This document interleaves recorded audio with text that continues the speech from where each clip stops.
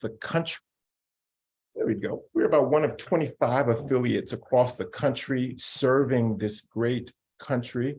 And we don't work specifically with kids. We are instead a indirect service provider working with organizations like each one of you on the chat.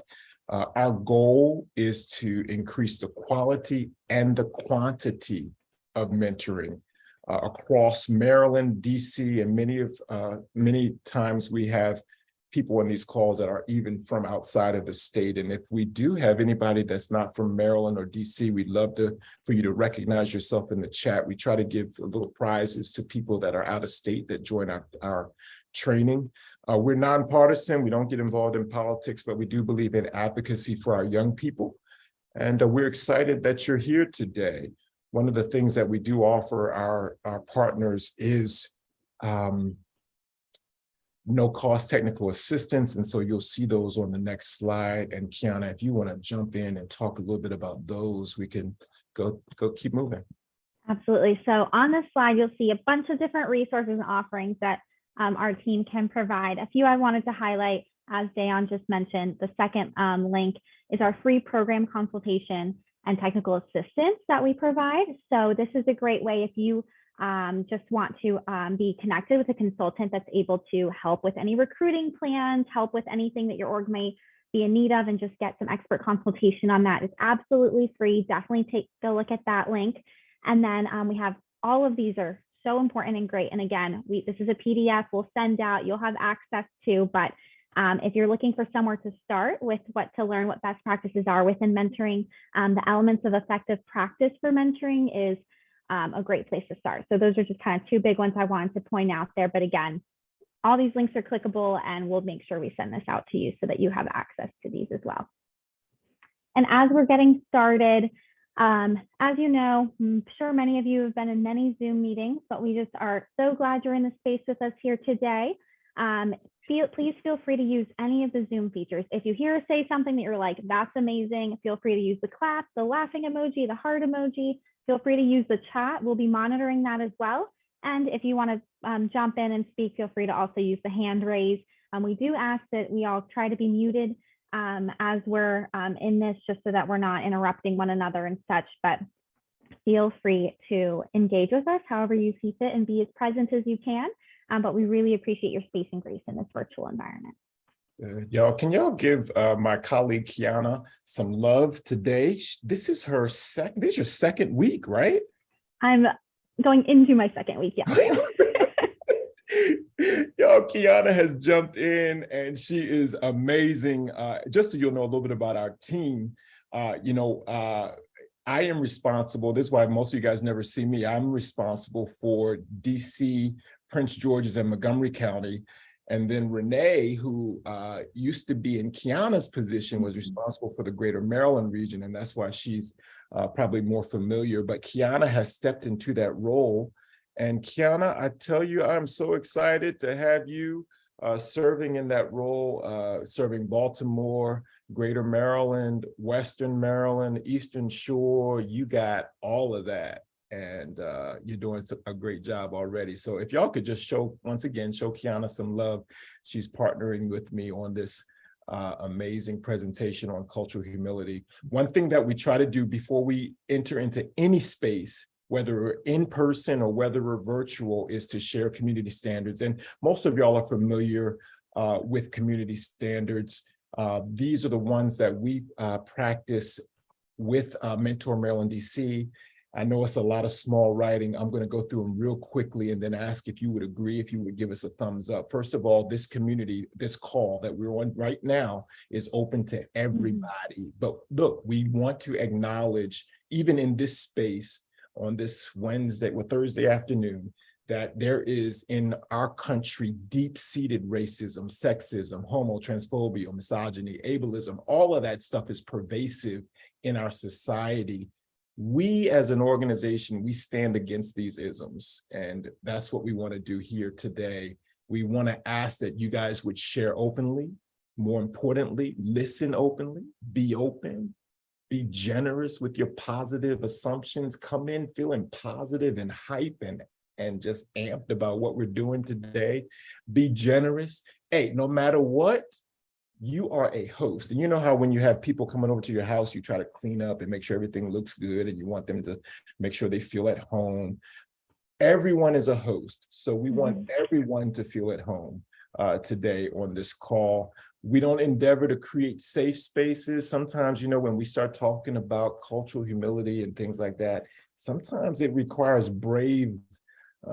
it requires us to be brave, and so courage and all those things. So that's what we want to champion today. Lastly, or next, we don't want this community, we want this community to be supportive, educational, but also fun. You can see me and Kiana, we like to hype it up and have some fun, and we're glad that y'all are with us today. Some of y'all aren't even going to work tomorrow. I heard some people are off Fridays tomorrow. On weekend. If you're off tomorrow, can you put some love in the chat? Because we need to single you out if you're off tomorrow. Lastly, no fixing, no saving, no advising, no correcting each other. And if you guys agree with our community standards, can you give us a thumbs up or something in the chat to let us know you agree before we move on into our talk for today? Thank you for that thumbs up. Thank you. Thank you. Good, good, good. Everybody good. All right. Perfect. All right. So we'd love to see who is here today. So we're about to launch a poll. In this poll, we would love to just hear who you are. So it'll give you a few options to click on. Please let us know who you are, why you're here, and we use this to be able to adjust this to our audience, to specifically you. So please take some time to answer this poll as it pops up on your screen. We'll just take about a minute or so. All right, I see some answers coming in. You're answering very quickly. It looks like we have some mentors. Shout out to the mentors doing the work. We have some program staff. We have some program leaders and execs.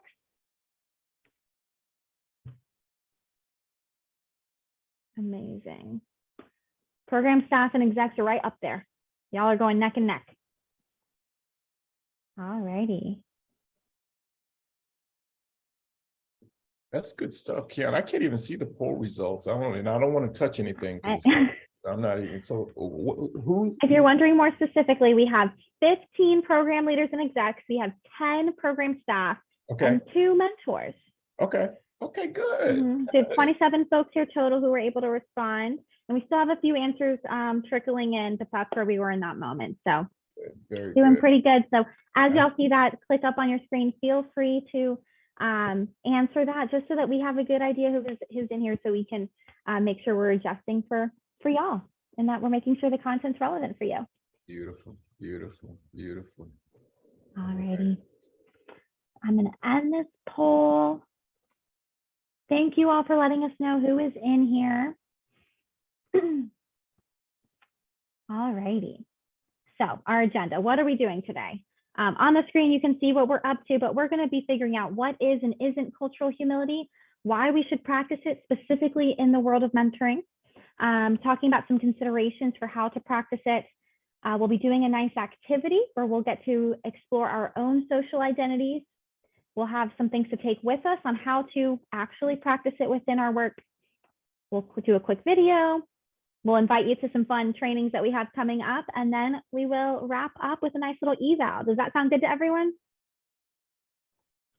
There you go. Got some thumbs up. That's good. That's amazing. Good. All right.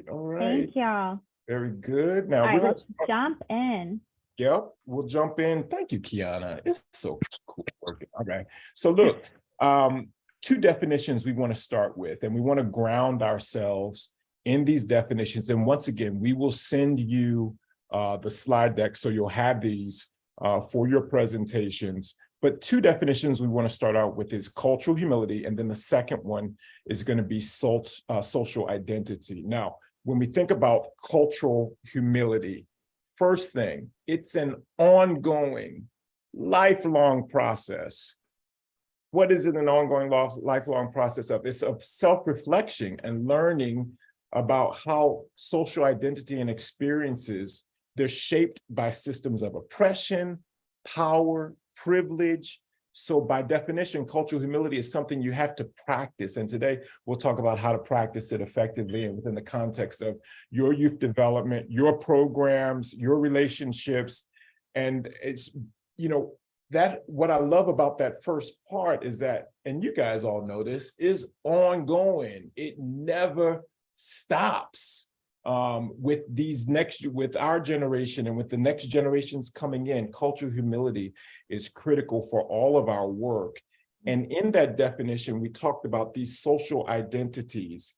And so what is a social identity? It is a person's sense of who they are, and it's based upon their group membership.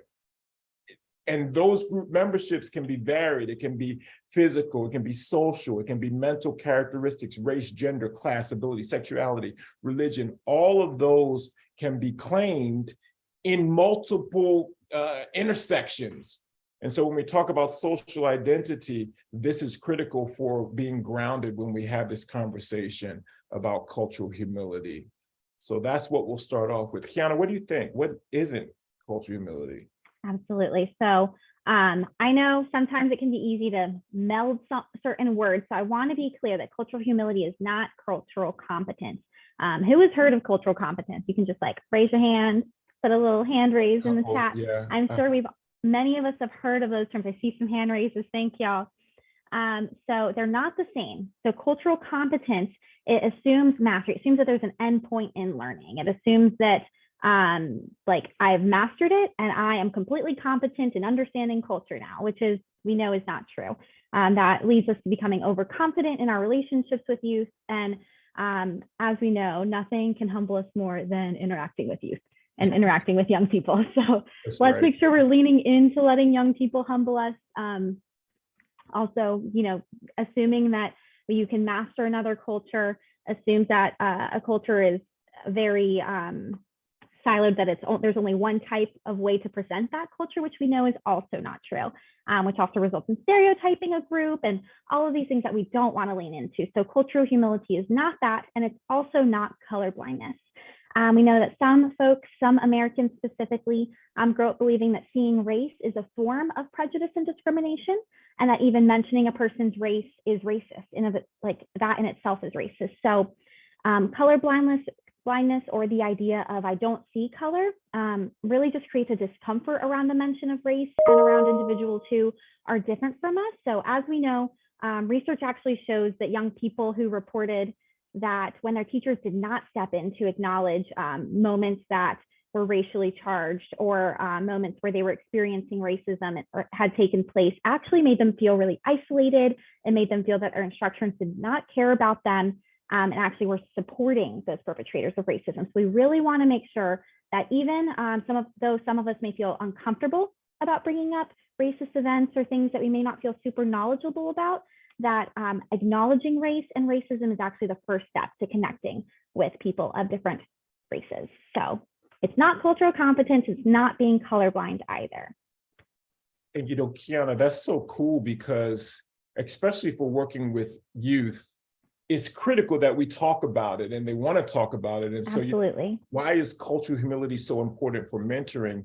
That, this slide here says that, research shows that the better relationships, if you want better mentoring relationships, those are the ones that really foster and embrace each young person's ethnic and racial identity, no matter what their racial or ethnic identity is, but embracing it and championing it and celebrating it is critical. And those relationships that do that are the ones that have a more efficacious end.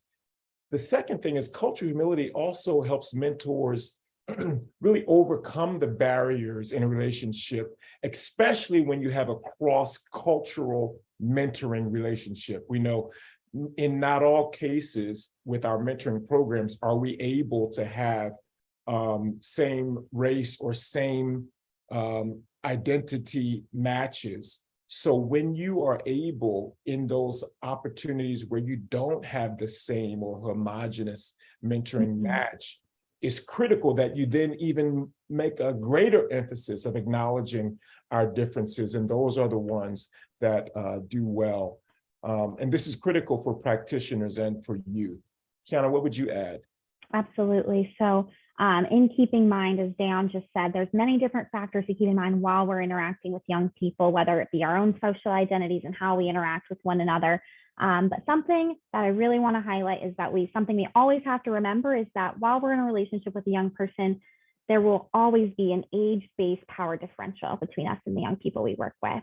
Just naturally, right? Mentorship usually involves a person who is younger and a person who's more experienced. And so due to that, there will always be some sort of age-based power difference, age-based power differential that's important for us to acknowledge. So I want to kind of learn a little bit more about how this might show up in y'all's organizations or in your experience. So how do y'all think age or another power differential that's based in some sort of other social identity that you have experienced, how do you think it impacts your relationship with the young people that you work with? I'm going to throw that question in the chat, but feel free to respond in the chat or even come off mute and share with us.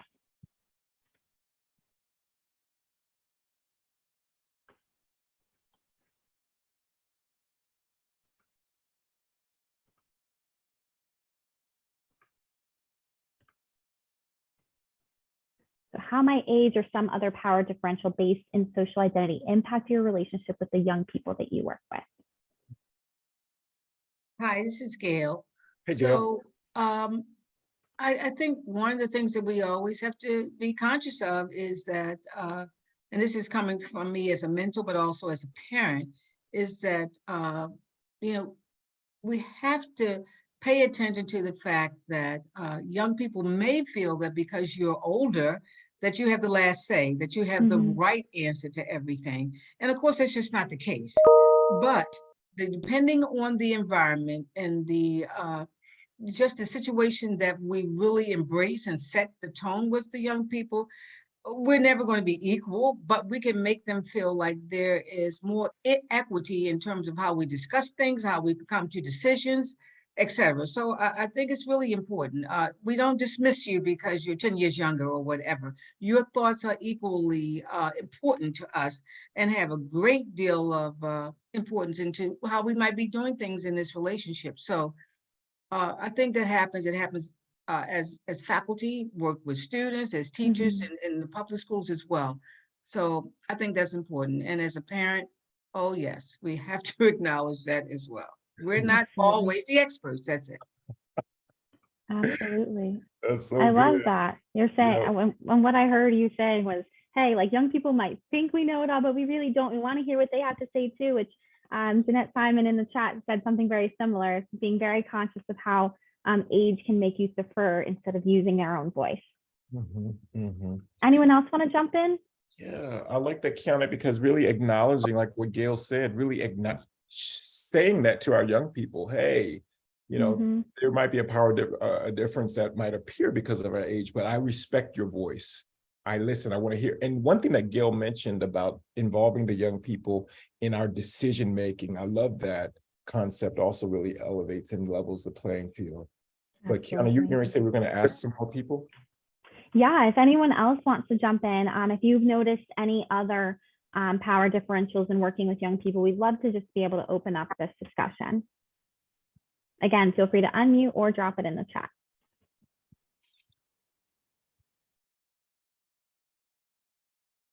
Privilege and perspective differences, oh, that's huge.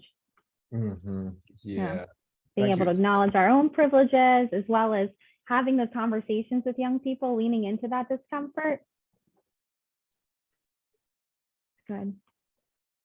Thanks, Isabel. Good to see you.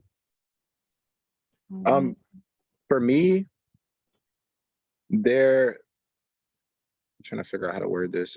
For me, there is an age-based power differential, but I can kind of understand with the youth that I work with, because I have a younger brother who's also the same age youth that I work with. So I kind of see where they are and their different styles and different culture that we have. But also I'm not that far off in the age of the youth that I work with.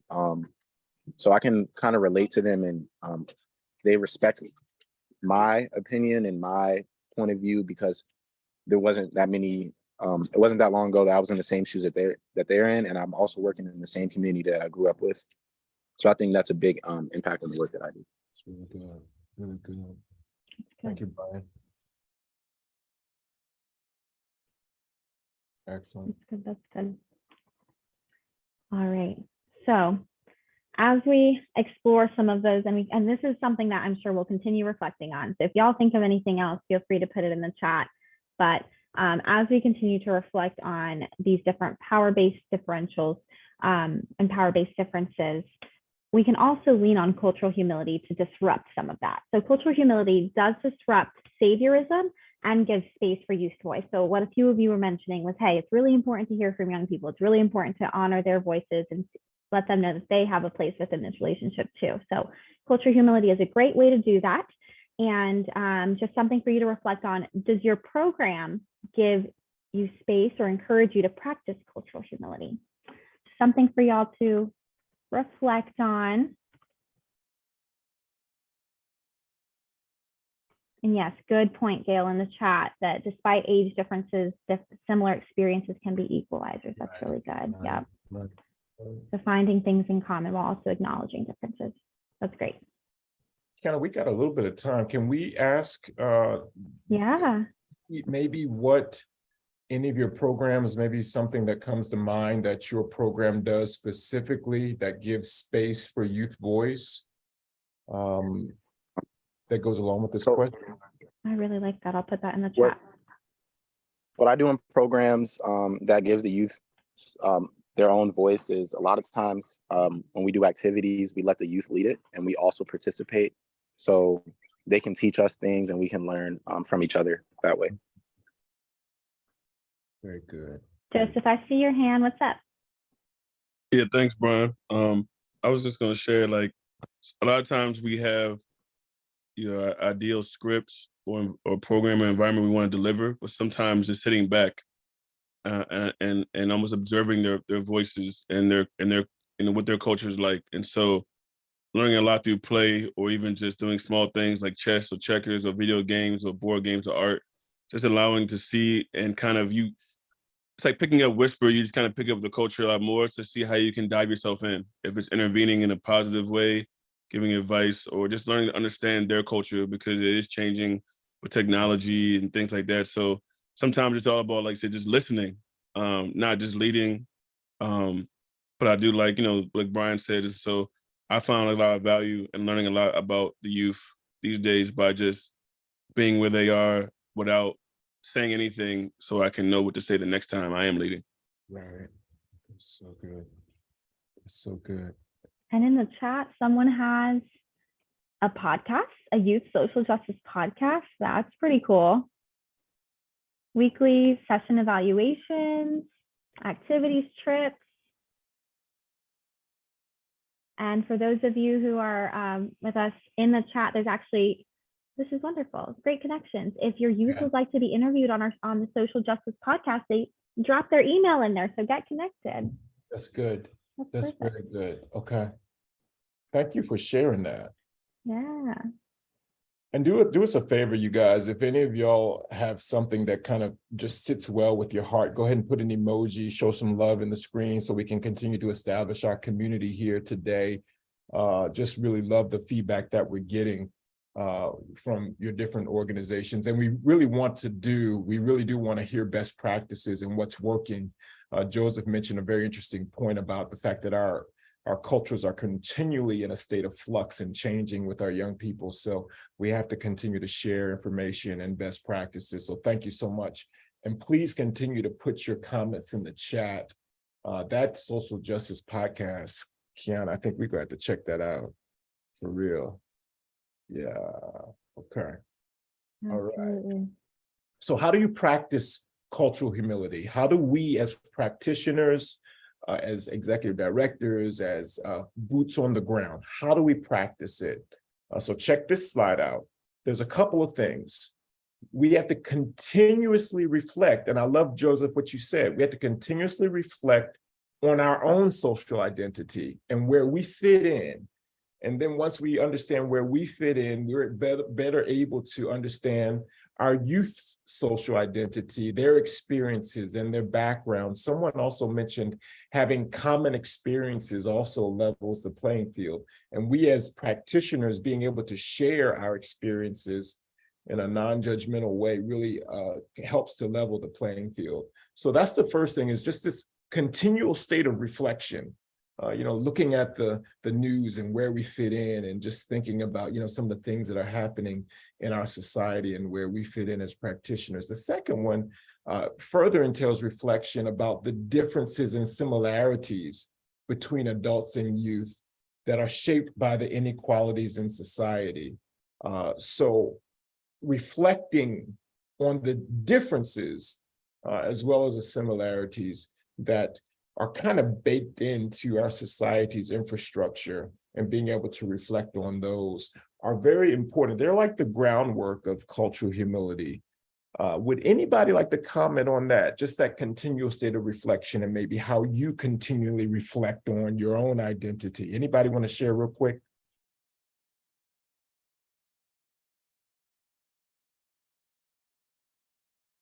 All right, we'll keep it moving, Kiana. I think we got that. I didn't move to the button fast enough. Okay. Hi. Yes. Hey, Hi.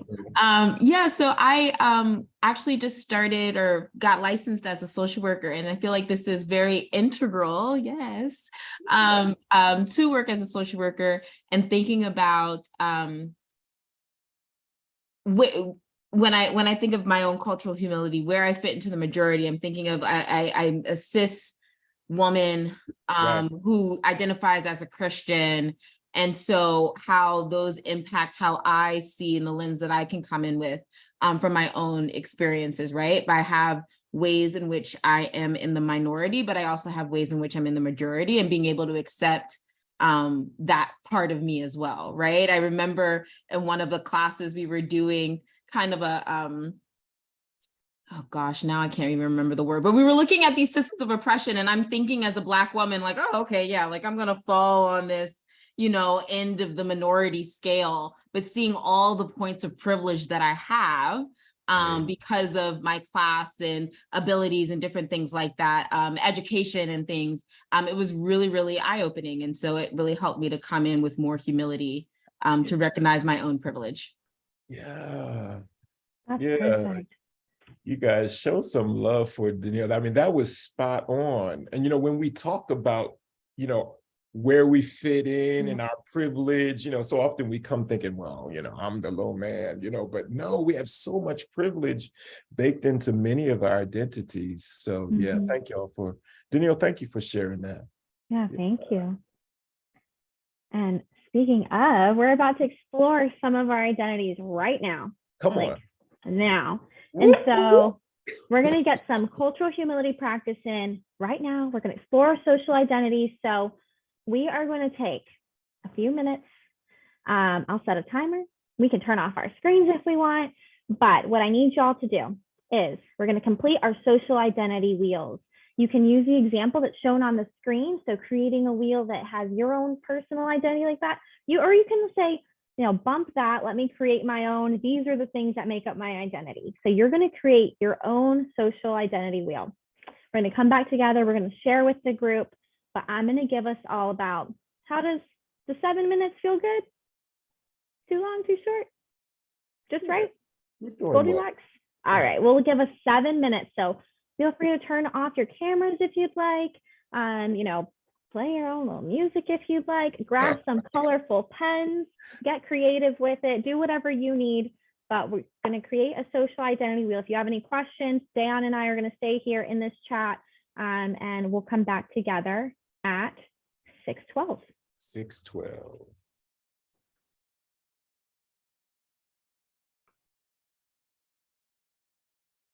Feel free to turn it back on, and we're gonna chat. We're gonna chat about what we reflected on.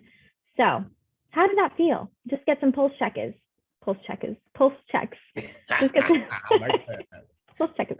So let's just get some pulse checks in the chat or using the reactions. Did it feel good? Awkward? Did you learn something new about yourself?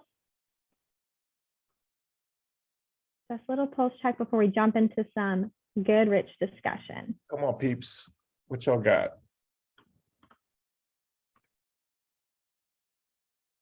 Got a thumbs up, Joanne. Thank you. Okay. Joanne was feeling good about it. I like that. All right. I'm just gonna it made you look a little closer at yourself. Yep. So got to maybe see some sides that you don't get to think about often. Yeah. Yes, Like me what too. Camille said. Yeah. Yeah. Yeah, the community one is hard. Yep. It's good. You want to go to the next slide? Speaking of, oh no, this slide's good. Or yeah, we can go to the next one. What's up to you? Maybe I don't. I'm with you. I'm with you. Okay, let's keep it here for a little bit. Yeah. So kind of going, I want to go into what Kahia did. I'm not sure if I pronounced that correctly, but I want to go into what she said a little bit. I often forget about all the things that go into identity. So this is not just for her, this is for everyone. But what are the identities that some of y'all think of maybe the most or the least often? Were there any that surprised you that you wrote in there? You're like, man, I don't think of myself as that being a part of my identity, but yeah, that is a big part of me. Does anyone have any of those moments? I'm gonna be honest. I know for me, I don't think of my family as part. It doesn't come up often for me. But then the reality, I do have. They're there, So I think I can take them for granted a little bit. The support that I have from family. Yeah. Thank you for your honesty and vulnerability. That's real. Like sometimes it's hard to think of these. Kind of similar to what other people said about community. Like family can be a part of community, but it's hard to think of those things as a part of your own identity, right? It's like, yeah, I guess they were a big part of making me up, but it's not how I identify. Good. Cortez, what were you going to say, man? Can you hear me now? Yes. Yes. All right. So this did make me think a lot, but all right. So I'm Cortez Clardy with Restoration Community Development. So, I'm a mentor as well. Thank you for joining us. But yeah, this made me think a lot, man. My community, because I'm pretty sure I was raised a little different than all the rest of y'all. For one, I'm from the South. I'm from Texas. So yeah. Oh, Cortez, you got a Southern girl here. I'm from South Carolina. Okay. But no, this made me think a lot, especially like with my community. For one, I grew up in the street, so I was always, I was a bad little kid. I was in and out of jail. That was my thing. So that's why I like doing what I do now. It's because we didn't have like stuff like this when I was growing up. So I can kind of relate, especially since I'm in Brooklyn Park, Maryland, right outside of Baltimore. I can kind of a lot of the kids now, is because I kind of know what they're going through, When it comes to family, my family is still, it's hard to say because my family is family, they family. But I mean, the community is what raised me, you know what I mean? So it had me thinking a lot. It did have me thinking a lot. That's good. Thank you so much for sharing all of that with us. Cortez, you're getting lots of love in the chat too. We got friends from Texas, Colleen chiming in. Some people want you to remember that Maryland is still considered a southern state. They want you to know that. Disagree. Yeah, disagree. But we're not getting into that. We're not correcting here. Right, Kiana. Right. No correcting. Right. Yeah, it's very. The people here are very different. They are very across different. the board. Across the board. Yeah. My good buddy is coming in to visit me in a couple of weeks from Dallas, so I'm going to make sure that I treat him correctly. All right. Yeah. He gonna miss home real fast.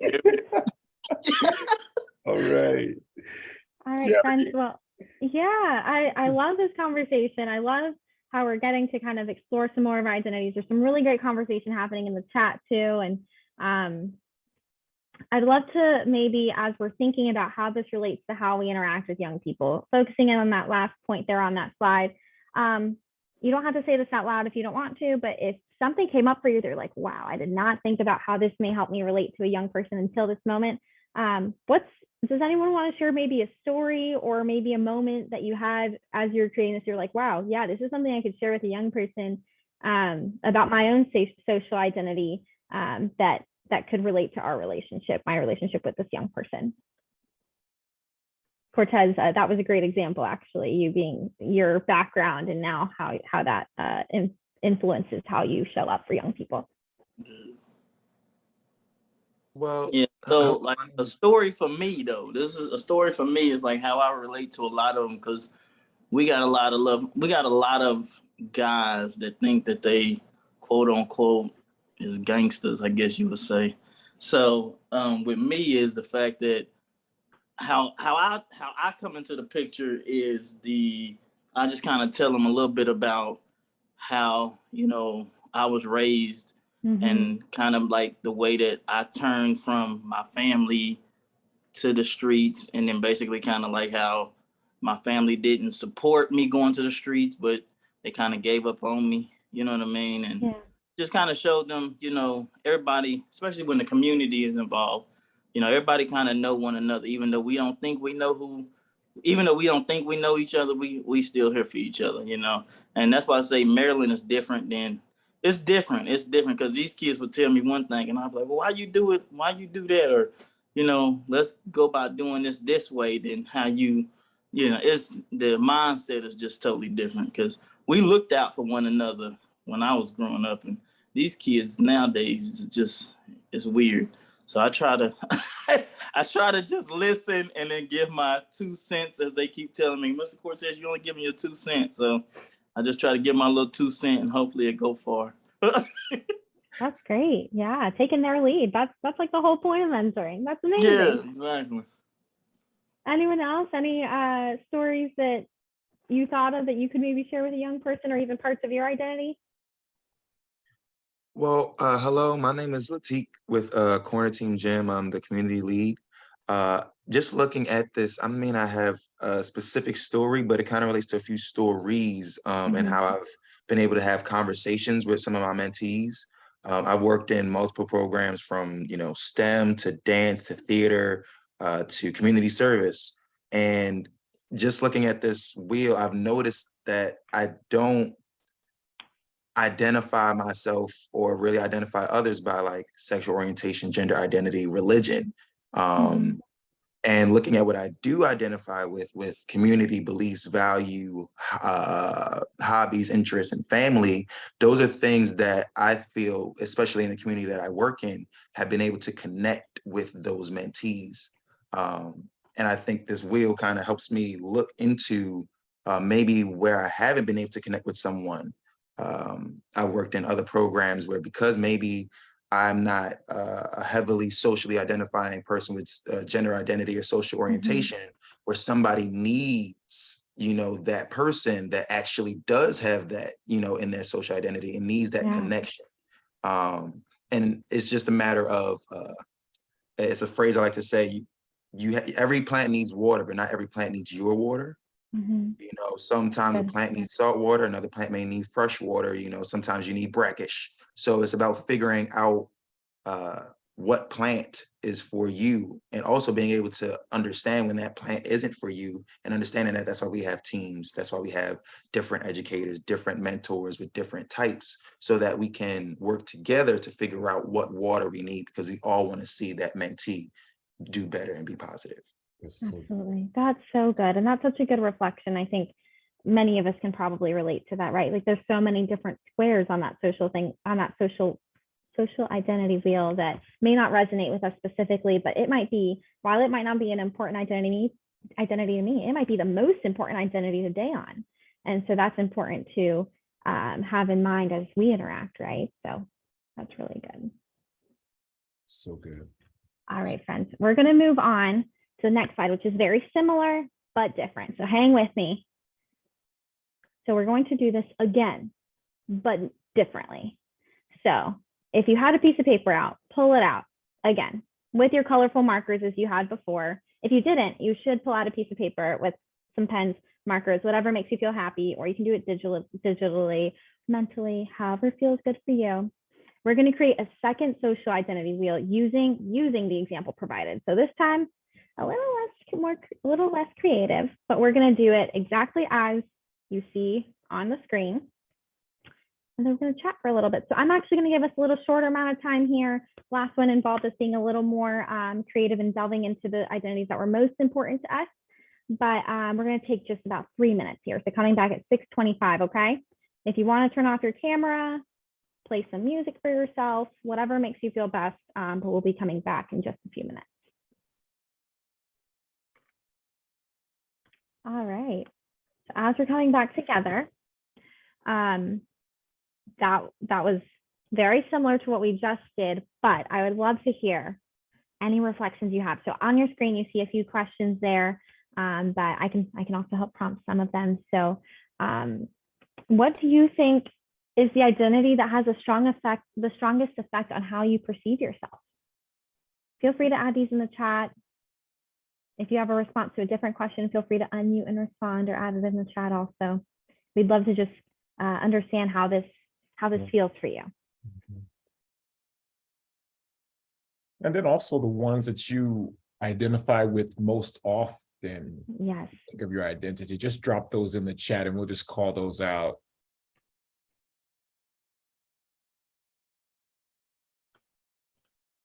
Kim, I hear you there. Madison, thank you for sharing. Uh-huh. Jeanette, sex and race, yeah. Yeah. Yeah, Gail, definitely. Yeah, that's why we put this one as a second slide. The first one was sort of like sliding into this one. Yeah. That's the Gail. Yeah, race is so important. Thank you, Shaniqua. Nationality, education, first languages, yeah. Oh, yeah, that first language. That's good. Good. National origin. So this is Gail. Hi, Gail. Hey, Gail. Yeah, I would just like to say that when I consider the bullet, what identity has the strongest effect on how you perceive yourself and what has the greatest effect on how others perceive you, I think that changes for me depending on the community I'm in at the time. For example, if I'm in my church community, there's sort of a different vibe about what, how I feel there. What's the most important thing about me, or how do they perceive me? Right. I'm always struck by that, quite frankly. What happens in that environment sometimes with respect to a lot of things, with respect to education, and in particular, and socioeconomic status and age. And maybe people wouldn't think that would have a lot to do with your Christian community, but sometimes it is problematic. And what identity has the greatest effect on how others perceive you? I'm still working on that. I mean, that these are very, very deep questions. So, wow. Absolutely. I like that. It really brings the fluidity, depending upon what context we're in, what element of our identity is elevated, or what identity we really begin to, bring forth, depending upon what setting we're in. If we're if I'm in a setting with all Black males, that doesn't become, that's not the issue. Then it becomes, okay, socioeconomic, or, what fraternity you're in and how you identify. Exactly. So it's so fluid. And when we think about, working with our young people, how do we really help them to navigate through, have those conversations? That's so good. Thank you, Gail. Good. Yeah, Indiana has a good comment. Indiana, is this Indiana that I went to high school? Yes, this is Indiana from high school. How are you? What? This makes my heart so happy. South Carolina? What? South Carolina. What are the Riverside High chances? School. Anyways. Wow. But great comment. When I was younger, sex and race were much more a part of my identity, mainly because of how people will treat you because of it. And it wasn't until I was older that I was able to create an identity outside of that.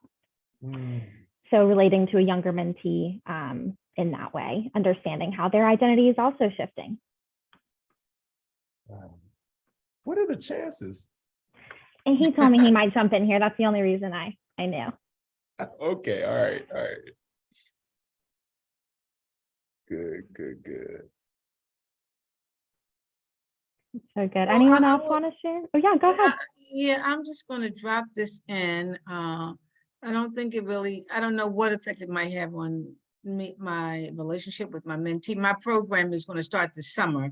And so, although I've considered it as a, an educator on a lot of levels, I've been a mentor for a lot of years, but I would never have thought that education would play such a central role in my church community as it does, in the fact that you have to really navigate how people perceive that. Because sometimes I feel like I want to hide that, I've been able to go to school, privileged to do that, despite many hardships, because some people feel like you're bragging about yourself, or that you shouldn't be considered because of your education. So it always is, it's a little difficult to maneuver that one sometimes. And it's not a very good feeling when my parents brought us up to think, oh my God, if you can just go to school, get an education, life is going to open up for you. But I don't know.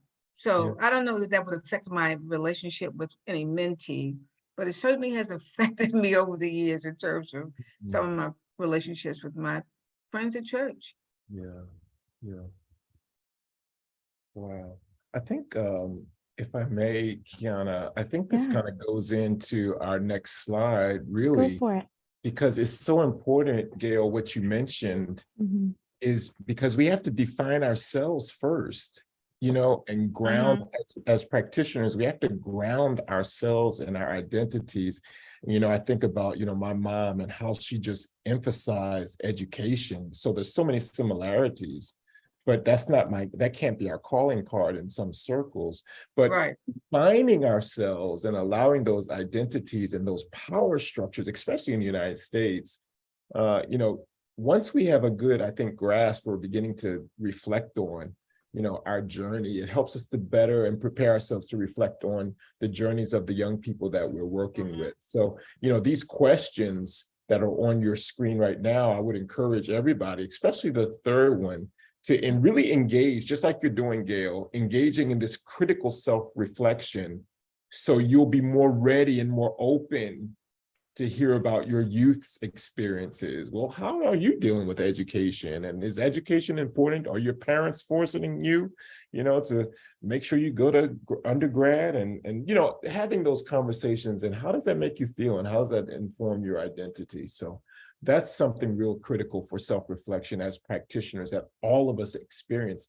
And for you executive directors and program leads, to make sure that your staff members that are boots on the ground are also engaging in self-reflection, and that you make time for the staff members in your organizations and have a time of collective reflection before you start going out and talking to your mentees and your young people. Any comments on that before we go to the next slide? Any comments on that, the importance of self-reflection? I think I also just want to point out that with self-reflection, as we know, kind of as Indiana was mentioning, our identities are consistently changing. And the importance of certain identities that make us up are changing. So understanding how that also shows up in young people, understanding how certain identities may be really important to someone right now, but they might not be really important to someone later. And so making sure we're consistently self-reflecting to be able to identify that within ourselves, and also showing up in a similar way for our young people, allowing space for them to do that. Oh. Y'all, that's my colleague right there. Come on now. Learning from the best. All right. Come on now. All right.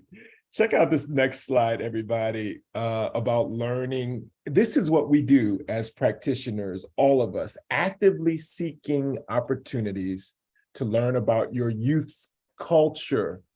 All of those little red and blue and green on that identity wheel, all of those elements, learning about those with your young people and participating even in those cultures, so that we as the practitioners, we as the mentors and the executive directors and the program directors at all levels, we are able to understand how our youth are showing up and engaging in this process of asking questions and hearing their voice and being culturally humble as we enter into that space and remaining open to our young people's experiences, even though they're different. So, oh my goodness, so vastly different than when I grew up. So what? It's like crazy. But being able to share those experiences and to learn from your young people's families, just culturally humble is critical for our growth in this space. Kiana, you got any like questions that we could maybe use for like maybe some self-reflection? I think I do. I have quite a few, actually 2 slides worth. What? So the next 2 slides you're going to see are screenshots from a resource we have called Becoming a Better Mentor. It's their chapter 2, I believe. It's a chapter on cultural humility. And so we're going to share this resource with you. But if you're like, I don't feel like reading all that right now, these questions are a great takeaway when it comes to the ongoing practice of cultural humility. So if you happen to train other staff or mentors, this is going to be a great resource for you to share with them, and it's completely free. I'm actually going to drop the link if you're interested in learning more about the resource Becoming a Better Mentor. But if you want to go ahead and take a picture of this like on your phone right now to have, again, we're going to share out this resource for you. But just some of these questions that are critical for self-reflection. This is something we should also be practicing, not only using it for training others, but this is something we should be practicing and reflecting for ourselves that, you know, what are my social identities? Kind of what we just did. Which ones may be most meaningful to my mentee? Which assumptions do about how I think they might perceive my identities? What are my initial reactions to certain people or my mentee? How do I make space in my mentoring interactions for my mentee to express their own identities? Dan, do we have some more questions coming up on the next slide? Look at that. Look at Thank more. you. What you think? So how have systems of privilege and oppression shaped my mentee's identity and their family's experiences? What is the history of a local community? For those of us who, I'm living in Baltimore, I've been here for 6 years, this context is completely different than where I was in South Carolina, right? So I had to very much learn the context here, learn the history of this community. Changes neighborhood to neighborhood too, so making sure we're understanding that and understanding what the history is of each space that we're in and how that impacts our identities, our young people's identities, and how we show up in the spaces. So good, Kiana. So check out that resource. Again, it's totally free. It's a great space for us to, a great resource to use. Beautiful. And speaking of that resource, here is a clip from that cultural humility resource, Becoming a Better Mentor. We're going to share a little bit of this, and then this will lead into our closing as we close our call for today. Becoming a Better Mentor, Strategies to Be There for Young People was developed with you, the mentor, in mind. The information will help you fill your mentoring toolbox with helpful skills to be an even better mentor than you are. It offers guidance on topics such as effective online communication, cultivating youth voice, and practicing cultural humility, to name just a few. The introduction gives a brief overview of youth development and describes why having a mentoring mindset is important. Your work as a mentor is grounded in love and caring. It shows that you have a purpose beyond your own life and a desire to make the world a better place. We encourage you to embrace that idea and make it part of your identity. You are a mentor. That means a lot, especially at this moment in time. So, explore becoming a better mentor, and good luck on your mentoring journey. See the full resource at mentoring.org/bettermentor for more tips on how you can be a better mentor.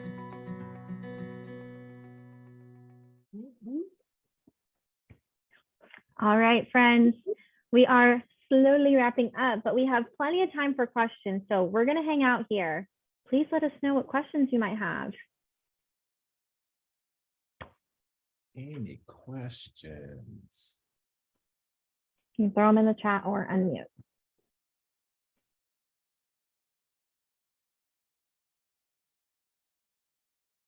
Sounds like we did a perfect job. We answered all of your questions. Come on, Kiana, we did it. This court says I got a question. I was driving. Right. We got Cortez, and then I do not want to mispronounce this name. So I'm gonna ask when you, Job, how do you pronounce it? Job. Job. Yeah, it's Yeah. like Job in the Bible. Okay, like Job. Hey, Thank Joe. you. I'm sorry, I'm driving, so Be safe. I just wanted to pose a question. I'm working for a nonprofit organization called Intersection of Change. As I'm working as director for programs, and when I go through the material here and discussions, I really want to appreciate, and I can say I'm proud of you. Whatever you do today is so important to organizations like ours, where we work with so many young people. Like we work with more than 2,000 people annually to empower the youth generation. So my question is there any way we can get connected and get more resources and help each other so that we can scale up our impact in the community? We're working, I mean, West Baltimore community. So let me know if you have more resources and how we can get connected so that we can, maximize our impact in the community. Thank you. That's so awesome. Kiana, you want to take that? Sure, absolutely. We'd love to connect with you. That's what Mentor is all about. So if you missed our introductions, Dayan and I are colleagues, and we work at Mentor Maryland, DC, which is a local affiliate of a national organization. And what Dayan and I do is that we support you guys. We support mentoring programs to ensure that we are increasing the quality and quantity of mentoring connections. While Dayan and I do not currently directly work with young people, we really want to empower y'all and ensure that y'all have all the resources you need to do that. So we would love to connect with you. Dayan, what's the process for that? Yeah, so I was thinking. Oh, and if you missed it, this is also like my second week. So well, there's a couple things. Kiana, you are amazing. You're doing it. Can y'all just give my colleagues some love? Oh my goodness, again, just fabulous job today. And so excited to work alongside you, Kiana. For Ijob, your question, we have the names that have registered, and I'm assuming that you registered on the for the call. So we will reach out to you personally, but to everybody, if your organization, and I know we've got some slides that we've got coming up, some additional trainings that we have, but if your organization needs any assistance on anything mentoring or anything youth development, whether it's trainings, whether it's recruitment strategy, whether it's how do you start getting the metrics so you can, prepare your organization for the next grant that you're working on, so you can collect data, all those different elements that go into youth work, training your mentors, training your staff, training your mentees, all of these things. Cultural humility is just a small slice of a very big piece of data and information that we like to give to our programs. And another thing we just like to do is have community, which is what we have here, so that you guys do not know or do not feel as if you're working in a silo by yourself. Your organization is the only one that's struggling or trying to make a difference in our community. No, we are working together, and we do form this ecosystem. So we'll just share. We'll get that, and I'll get your name, and we'll reach out to you just to make sure that you have everything that you need to succeed. A couple of events that we would like to share with everybody moving forward. We've got a couple of classes that are coming up that we think will be very beneficial: neurodiversity, inclusion, and youth development. You can see on that screen. You have a student or a young person whose brain just seems to work differently. All right. We talk about neurodiversity, and it reframes those stigmas that often, circulate around people whose brains function differently. So this is a great opportunity. This happens next Wednesday from 12 to 2 p.m. That session next Wednesday is in person. We do have an online session that will happen later in June. And so those are two incredible courses that we would recommend that you attend.